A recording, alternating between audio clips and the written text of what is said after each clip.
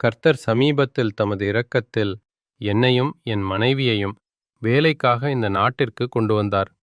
ஒரு தியானத்தில் நீங்கள் எங்களுக்கு பகிர்ந்து கற்றுக் கொடுத்தது என்னவென்றால், உதாரணமாக கோயில்கள், பேராலயங்கள் அல்லது விகார ஆராதனை நடைபெறும் இடங்களுக்குச் செல்லும் ஆர்வத்திலிருந்து நாம் எச்சரிக்கையாக இருக்க வேண்டும் என்று. எனது தனிப்பட்ட கேள்வி இதுதான்: மக்கள் கூடி வந்து இந்த செயல்களைச் செய்கிற இடங்களில் கர்த்தர் இதனால் மகிழ்ச்சி அடைவதில்லை என்பதை நான் புரிந்து கொள்கிறேன். ஆனால் உதாரணமாக 1000 அல்லது 2000 ஆண்டுகளுக்கு முன்பு கோயில்களாக இருந்திருக்கக்கூடிய இடங்களின் சிதிலங்கள் இன்று சுற்றுலா, தொல்பொருள் அல்லது வரலாற்று இடங்களாக இருக்கும் இடங்களுக்கு நாம் செல்வது கர்த்தருக்கு பிடிக்காததா? ஏனெனில் உதாரணமாக உறவினர்கள் வரும்போது அல்லது நாம் இந்த நாட்டில் வெளிநாட்டவர்களாக இருப்பதால் சுற்றுலாவிற்காக பல சுவாரஸ்யமான விஷயங்களை பார்க்கிறோம். ஆனால் இதனால் கர்த்தர் மகிழ்ச்சி அடைவாரா இல்லையா என்பதை அறிய விரும்புகிறேன். கர்த்தர் சமீபத்தில் தமது இரக்கத்தில் என்னையும் என் மனைவியையும் வேலைக்காக இந்த நாட்டிற்கு கொண்டு வந்தார். ஒரு தியானத்தில் நீங்கள் எங்களுக்கு பகிர்ந்து கற்றுக் கொடுத்தது என்னவென்றால், உதாரணமாக கோயில்கள், பேராலயங்கள் அல்லது எந்த ஒரு விதமான விகார ஆராதனையும் நடைபெறும் இடங்களுக்கு செல்லும் ஆர்வத்திலிருந்து நாம் எச்சரிக்கையாக இருக்க வேண்டும் என்று. எனது தனிப்பட்ட கேள்வி இதுதான்: மக்கள் கூடி வந்து இந்த செயல்களை செய்கிற இடங்களில் கர்த்தர் இதனால் மகிழ்ச்சி அடைவதில்லை என்பதை நான் புரிந்து கொள்கிறேன். ஆனால் உதாரணமாக 1000 அல்லது 2000 ஆண்டுகளுக்கு முன்பு கோயில்களாக இருந்திருக்கக்கூடிய இடங்களின் சிதிலங்கள் இன்று சுற்றுலா அல்லது தொல்பொருள் அல்லது வரலாற்று இடங்களாக இருக்கும் இடங்களுக்கு நாம் செல்வது கர்த்தருக்கு பிடிக்காததா? ஏனெனில் உதாரணமாக உறவினர்கள் வரும்போது அல்லது நாம் இந்த நாட்டில் வெளிநாட்டவர்களாக இருப்பதால் சுற்றுலாவிற்காக பல சுவாரஸ்யமான இடங்களை பார்க்க விரும்புகிறோம். இதனால் கர்த்தர் மகிழ்ச்சி அடைவாரா இல்லையா என்பதை அறிய விரும்புகிறேன். இது தேவனே ஒவ்வொருவரையும் அவருக்கு பிடித்தபடி நடத்துவது. மேலும் இது அந்த மனிதரின் ஆன்மீக முதிர்ச்சியையும் சார்ந்தது. மனிதரின் ஆன்மீக முதிர்ச்சியே இதற்கான அடிப்படை. ஏனெனில் சிலர் மனதில் பலவீனமானவர்கள். அவர்கள் எளிதிலே பாதிக்கப்படுகிறார்கள். மற்ற விஷயங்களால் கவரப்படுகிறார்கள். அதனால் அவர்களுக்கு தீங்கு ஏற்படுகிறது. அப்படிப்பட்டவர்களிடம் தேவன் சொல்லுவார், அதை செய்யாதே, அந்த இடங்களுக்கு போகாதே, அதை நம்பாதே, அதை செய்யாதே. மக்கள் செய்யும் அந்த பழக்க வழக்கங்கள், சடங்குகள், நம்பிக்கைகள் அவையெல்லாம் செய்யாதே. ஏனெனில் பலவிதமான மூட நம்பிக்கைகளும் சடங்குகளும் இருக்கின்றன. ஆகவே அவற்றை அதிகப்படியான அளவில் தவிர்க்க வேண்டும்.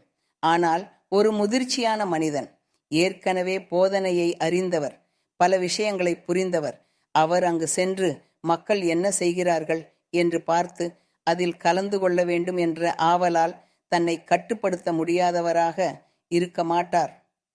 ஒவ்வொருவரும் சூழ்நிலைகளை மதிப்பீடு செய்ய வேண்டும். நேரத்தை, தருணத்தை, சூழ்நிலையை, நிகழ்வை அனைத்தையும் ஆராய்ந்து முடிவு எடுக்க வேண்டும்.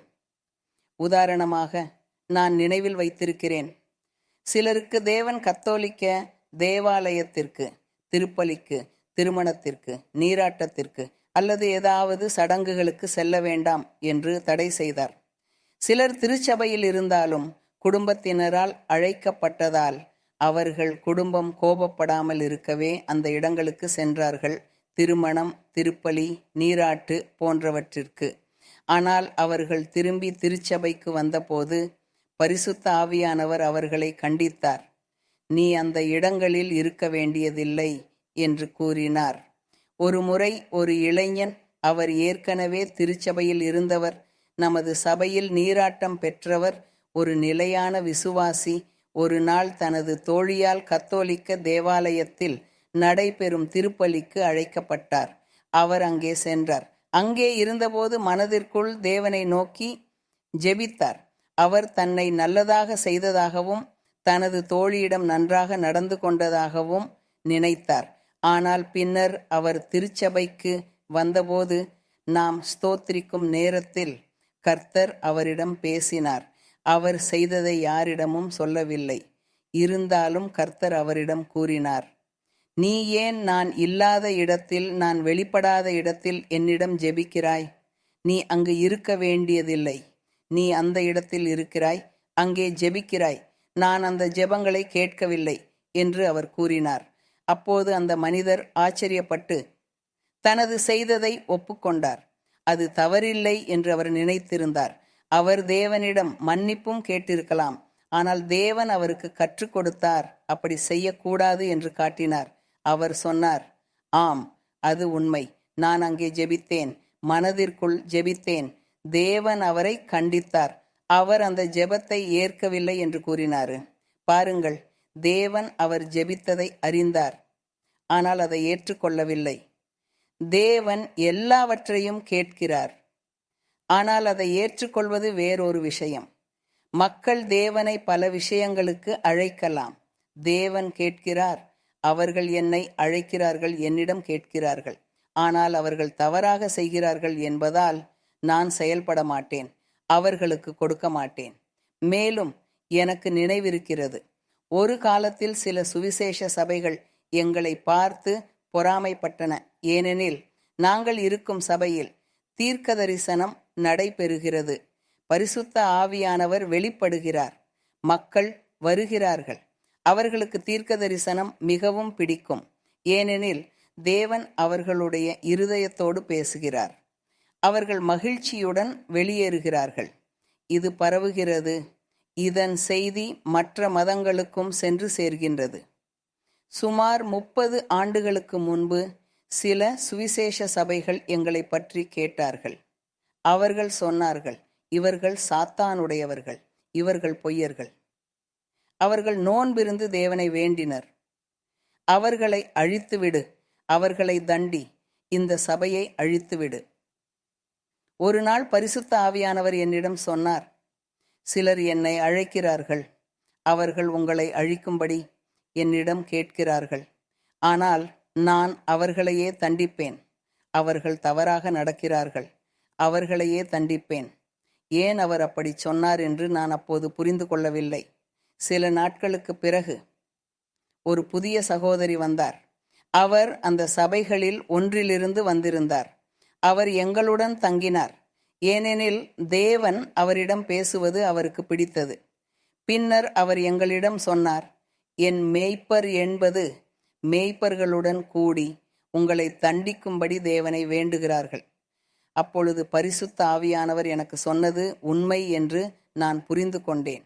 ஆனால் அழகானது என்னவென்றால், கர்த்தர் முன்பே சொன்னார், நான் உங்களை தண்டிக்க மாட்டேன், அவர்களையே தண்டிப்பேன். இவ்வாறு தேவன் நமக்கு கற்றுக் கொடுக்கிறார். மேலும் ஒரு முறை ஒரு புதிய பெண் வந்தார். அவர் சபையில் 2 மாதங்களாக இருந்தார். அவரது மகள்கள் கத்தோலிக்க பள்ளியில் படித்தார்கள். அந்த பள்ளியில் அவர்கள் முதல் திருச்சேவை போன்ற சடங்குகளை செய்ய வேண்டிய கட்டாயம் இருந்தது. அவர் எங்களிடம் வந்தபோது தேவன் அவருடைய கத்தோலிக்க சபையில் இல்லை என்பதையும் தேவன் எங்களிடையே வெளிப்படுகிறார் என்பதையும் உணர்ந்தார். அவர் கவலைப்பட்டார். என் மகள்களை அந்த சடங்குகளை செய்ய விட மாட்டேன், ஆனால் அவர்கள் செய்யாவிட்டால் பள்ளியில் இருந்து நீக்கப்படுவார்கள் என்று எண்ணினார். அவர் மிகுந்த கவலையில் இருந்தார். அவர் யாரிடமும் சொல்லவில்லை. ஆனால் ஒரு நாள் ஜெபம் கேட்டார். அப்பொழுது பரிசுத்த ஆவியானவர் அவரிடம் சொன்னார், நீ செய்யக்கூடாத ஒன்றை செய்யப் போகிறாய், அதை செய்யக்கூடாது. ஆனால் நான் அதை உனக்கு அனுமதிக்கிறேன். நீ அதை செய்யலாம், ஆனால் அது செய்யக்கூடாதது என்பதை அறிந்திருக்க வேண்டும். நான் அவரிடம் கேட்டேன், நீங்கள் என்ன செய்யப் போகிறீர்கள்? கர்த்தர் செய்யக்கூடாது என்று சொன்னது என்ன என்று. அப்போது அவர் பதிலளித்தார், என் மகள்களின் முதல் திருச்சேவை. நான் அதை அனுமதிக்கவில்லை என்றால் அவர்களை பள்ளியில் இருந்து நீக்கி விடுவார்கள். அவர்கள் அங்கே கட்டணம் செலுத்துவதில்லை, அது இலவசம். அதனால் அவர் மிகவும் கவலையில் இருந்தார். ஆனால் பாருங்கள், தேவன் தனது இரக்கத்தில் அவர் புதிதாக இருந்ததால் 1 மாதம் அல்லது 2 மாதங்களாக மட்டுமே எங்களுடன் இருந்ததால் அவரிடம் கூறினார், நான் அதை செய்ய உனக்கு அனுமதி தருகிறேன், ஆனால் அதை செய்யக்கூடாது. கர்த்தர் அதை செய்யக்கூடாது என்று சொன்னால் அது அனைவருக்கும் பொருந்தும். அல்லவா? அனைவருக்கும் இதுவே நடக்கும் விஷயம். அதனால சகோதரனே, நீங்கள் எங்கு செல்லப் போகிறீர்கள் என்பதை கவனமாக பார்க்க வேண்டும். நீங்கள் பழைய கல்லறைகள், 3 நூற்றாண்டுகளுக்கு முன்பு புதைக்கப்பட்ட இடங்கள் அல்லது பழங்குடியினரை புதைத்த இடங்கள் போன்றவற்றிற்கு சென்றால் அங்கு மண்ணோ தூளோ எலும்புகளோ மட்டுமே இருக்கும். மக்கள் அங்கு சென்று அகழ்வாராய்ச்சிகளை பார்ப்பார்கள். அது தவறானது அல்ல என்று தோன்றுகிறது. இங்கு பாமரிட்கள் இருக்கின்றன அல்லவா? பல நூற்றாண்டுகளுக்கு முன்பு பழங்குடியினர் கட்டிய பாமரிட்களை பார்க்க மக்கள் செல்கிறார்கள். அவர்கள் இதை எப்படி கட்டினார்கள், கற்களை எப்படி எடுத்தார்கள் என்று ஆச்சரியப்படுகிறார்கள். அவர்கள் புத்திசாலிகள். இது தவறானது அல்ல என்று தோன்றுகிறது. ஆனால் நீங்கள் வேறு விஷயங்களுக்கு சென்றால், அந்த மக்கள் கத்தோலிக்க சபைக்கு திருப்பலிக்கு சென்றது போல, அல்லது திருமணத்திற்கு அல்லது முதல் திருச்சேவைக்கு சென்றது போல, அப்போது தேவன் பொறாமை உள்ளவர். அவர் அதை விரும்ப மாட்டார். நான் பல இடங்களையும் சுற்றுலா தலங்களையும் பற்றி கேட்டிருக்கிறேன். குறிப்பாக பழங்குடியின கலாச்சாரத்தை பற்றியவை. அமெரிக்கா முழுவதும், தென் அமெரிக்கா, மத்திய அமெரிக்கா, வட அமெரிக்கா, இங்கு முன்னோர்கள் வாழ்ந்த வாழ்க்கையை பற்றிய பல விஷயங்கள் உள்ளன. கல்லறைகள், அகழ்வார் ஆய்ச்சிகள், மறைந்த செல்வங்கள். சிலருக்கு இவற்றை பார்க்க விருப்பம் உண்டு. அந்த கோணத்தில் பார்த்தால் நீங்கள் தேவனை புண்படுத்தவில்லை. நீங்கள் அசுத்தமாகவும் ஆகவில்லை. நீங்கள் தேவனை நம்புவதை நிறுத்தவில்லை. ஆனால் இன்றும் நடைமுறையில் இருக்கும் மதச்சடங்குகளில் கலந்து கொள்வது தவறு. அங்கே செல்லக்கூடாது. அதேபோல் பழைய கால மக்களின் மூட நம்பிக்கைகள், சடங்குகள், இன்றும் பலர் அவற்றில் நம்பிக்கை வைத்திருக்கிறார்கள். சிலர் கைகளில் வளையல்கள், கயிறுகள் அல்லது நல்ல அதிர்ஷ்டத்திற்காக ஏதோ பொருட்களை அணிவார்கள். ஆனால் நாம் தேவனை அறிந்தவர்கள். நமது நல்ல அதிர்ஷ்டம் தேவனே என்பதை அறிந்திருக்கிறோம். அதனால் இத்தகைய தாலிஸ்மான்கள் தேவையில்லை. தேவன் இதை விரும்ப மாட்டார். உங்கள் வீட்டிலும் இப்படிப்பட்ட பொருட்களை வைத்திருக்கக்கூடாது. கதவுகளில், மூலைகளில் செடிகள், குதிரைக்கால்கள், பூண்டு போன்றவை தீய ஆவிகளை விரட்டும் என்று நம்பப்படும் பல பொருட்கள் உள்ளன. ஆனால் நாம் தீய ஆவிகளை ஜெபத்தினால் விரட்டுகிறோம். நாம் தேவனை அழைக்கிறோம். அவர் நம்மை காக்கிறார், விடுவிக்கிறார். சூனியம், மந்திரம், சாபங்களிலிருந்து காப்பாற்றுகிறார். நாம் வேதத்தை வாசித்து ஜெபிக்கும்போது இத்தகைய பொருட்கள் தேவையில்லை. இன்றைய கலாச்சாரத்தில் சுற்றுலா பயணிகளுக்காக இத்தகைய விஷயங்கள் வழங்கப்படுகின்றன. நாங்கள் உங்களை சுத்தப்படுத்துவோம், தீய ஆவிகளை நீக்குவோம் என்று. இவை அனைத்தும் மூட நம்பிக்கைகள். நமக்கு அவை தேவையில்லை. ஏனெனில் நமக்கு கர்த்தர் இருக்கிறார். அவர் நம்மை சுத்தப்படுத்துகிறார். இந்த உணவை சாப்பிடுங்கள், இந்த பானத்தை அருந்துங்கள், அது உதவும் என்று கூறுவார்கள். அதையும் செய்ய வேண்டாம். தேவனை பொறாமைப்படுத்த வேண்டாம். தேவன் பொறாமையுள்ளவர். அவருக்கே மகிமையையும் கீர்த்தியையும் அளிக்க வேண்டும். அவரையே மட்டுமே நாம் ஸ்தோத்திரிக்க வேண்டும். மற்ற அனைத்தையும் விடுங்கள். அவை கடந்தவை. அவை எதையும் அர்த்தப்படுத்துவதில்லை. நமது வாழ்க்கையில் அவை எந்த அர்த்தமும் இல்லாதவை. உங்கள் வீட்டில் இன்னும் வைத்திருக்கும் இப்படிப்பட்ட பொருட்களை எல்லாம் நீக்குங்கள். சிலர் பல ஆண்டுகளாக திருச்சபையில் இருந்தாலும் வீட்டில் இன்னும் அமுலேட்டுகள் வைத்திருக்கிறார்கள். குழந்தையின் முடி, நாபிக் கயிறு, முதல் காலணி போன்றவற்றை அலங்காரமாக வைத்திருப்பார்கள். இந்த அனைத்தும் உங்கள் ஆவிக்குரிய வாழ்க்கையை கட்டுப்படுத்தி தேவனுடைய ஆசீர்வாதங்களை பெறுவதில் தாமதம் ஏற்படுத்தும். ஆகவே உங்கள் வீட்டில் உள்ள அனைத்தையும் பாருங்கள். உங்கள் உடைகள், பொருட்கள், சேமித்திருக்கும் அனைத்தும் அமுலேட்டுகள், நம்பிக்கைகள், மூட நம்பிக்கைகள், இவைகளை எடுத்து தூக்கி எறியுங்கள். ஏனெனில் அவை தேவனுடைய ஆசீர்வாதங்களை பெறுவதில் தடையாக இருக்கின்றன. அந்த மாலைகள் பற்றியெல்லாம் மறந்துவிடுங்கள். சிவப்பு நிறம், நீலம் நிறம், பச்சை நிறம், அந்த விதைகள், இந்த விதைகள், இவையெல்லாம் தேவையில்லை. நீங்கள் விரும்பினால் மரங்களின் விதைகளால் அலங்காரங்களை செய்யலாம். ஆனால் அது மூட நம்பிக்கைக்காக அல்ல. அது அழகாக இருப்பதற்காக மட்டும். உதாரணமாக, இந்த விதைகள் மிகவும் அழகாக இருக்கின்றன. இதன் நிறம் மிகவும் அழகாக இருக்கிறது. நான் இதனால் ஒரு மாலை செய்வேன் என்று. ஆனால் அது நம்பிக்கைக்காக அல்ல, உடலுக்கான அலங்காரமாக மட்டும். ஆனால் கவனமாக இருங்கள். அந்த ரகசியமான பொருட்களை நீங்கள் சேமித்து வைத்திருக்க கூடாது. அவற்றை வைத்திருந்தால் கர்த்தரின் ஆசீர்வாதமும் விலகிவிடும். மேலும் நான் கேட்டிருக்கிறேன், சிலர் பல ஆண்டுகளாக சபைக்கு வருகிறார்கள், ஆனால் தங்கள் வீட்டில் இன்னும் சூனியம் செய்கிறார்கள், அட்டைகள் படிக்கிறார்கள், ஜோதிடம் பார்க்கிறார்கள், இத்தகைய அனைத்தையும் செய்கிறார்கள். பின்னர் அவர்கள் சபைக்கு வந்து தீர்க்க தரிசனம் கேட்கிறார்கள்.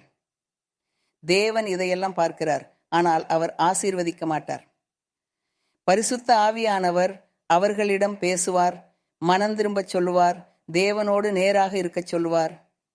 ஆனால் அவர்கள் புரிந்து கொள்ளவில்லை. ஆகவே இவை அனைத்திலிருந்தும் விலக வேண்டும். பானங்கள், கஷாயங்கள் பற்றியும் கவனமாக இருங்கள். இந்த நீர் நல்லது, இந்த செடி நல்லது, அந்த மலைக்கு சென்று ஒரு விசேஷமான செடியை எடுத்து வா, அதற்கு முன் வீட்டை சுற்றி 7 முறை சுற்று என்று சொல்லப்படுவது ஆல் தீஸ் ஆர் சூப்பர்ஸ்டிஷன். இதை எதையும் செய்ய வேண்டாம். இவையெல்லாம் மூட நம்பிக்கைகள், அமுலெட்டுகள், தேவையில்லாதவை. இவற்றை செய்யாதீர்கள், ஏனெனில் இவை தேவனுடைய ஆசீர்வாதத்தை தடுக்கின்றன. இவை அனைத்தும் ஆசீர்வாதத்தை பறித்துவிடும். மனிதன் நோயுற்றவனாகவே இருப்பான், குணமடைய மாட்டான். நான் சபைக்கு செல்கிறேன், தீர்க்க தரிசனம் கேட்கிறேன், தேவன் என்னை குணமாக்குவார் என்று சொல்கிறார், ஆனால் நான் குணமடைவதில்லை என்று சிலர் சொல்வார்கள். ஏன்? ஏனெனில் உங்கள் வீட்டில் நீங்கள் இன்னும் அந்த பொருட்களை வைத்திருக்கிறீர்கள். அவற்றை மறந்து விடுங்கள். தேவன் ஆவியானவர். அவர் எல்லாவற்றையும் காண்கிறார், அறிகிறார், கேட்கிறார். நீங்கள் வேதாகமத்தை வாசித்து தேவனை அறிந்து அவரை மகிமைப்படுத்தினால் அதுவே போதும். ஆனால் இவை அனைத்தையும் விட்டுவிட வேண்டும். மேலும் சகோதரனே, நீங்கள் தெளிவாக சொல்ல விரும்பினால் இப்போது எனக்கு தெளிவாகிறது. நான் கேட்டது தொல்பொருள் இடங்கள், வரலாற்று இடங்கள், கல்லறைகள், பாமரிட்கள், இன்று பயன்பாட்டில் இல்லாத கட்டிடங்கள் பற்றி. அவை 2000 ஆண்டுகளுக்கு முன்பு பயன்படுத்தப்பட்டிருக்கலாம், ஆனால் இப்போது அவை சிதிலங்கள் மட்டுமே. மக்கள் அவற்றை பார்க்க சுற்றுலாவிற்காக செல்கிறார்கள். சிலர் அந்த சிதிலங்களை பார்க்க விரும்புகிறார்கள், அதனால் அவர்கள் சென்று பார்க்கிறார்கள், ஏனெனில் அது அவர்களுக்கு பிடிக்கும்.